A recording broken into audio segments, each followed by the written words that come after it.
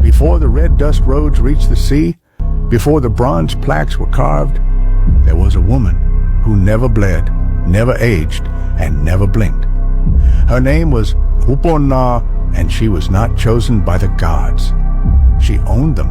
In the year 1355, under Oba Egbeka, the kingdom faced a drought that starved both land and spirit.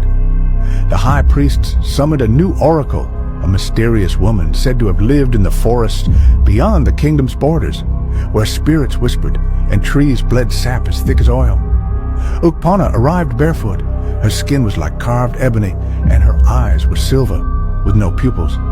She spoke in voices. When she walked, leaves died. The Oba made her keeper of prophecies.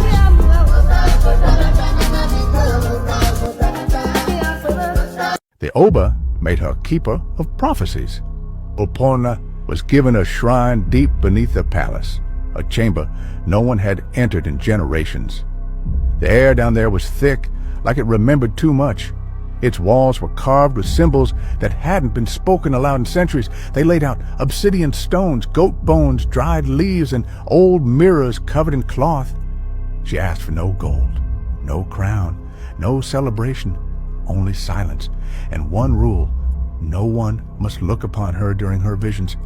They obeyed, because her first prophecy came within days.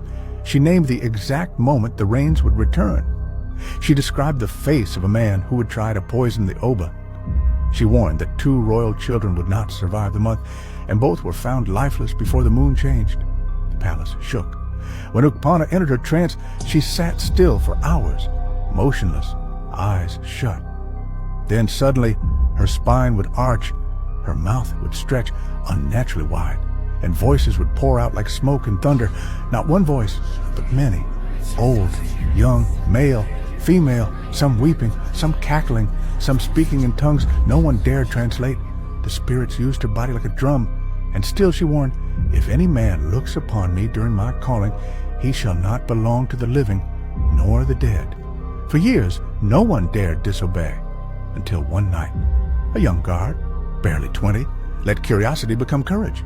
He had heard the stories of her mouth like a cracked drum, of the shadows that moved beneath her skin, of ghosts pressing to get out.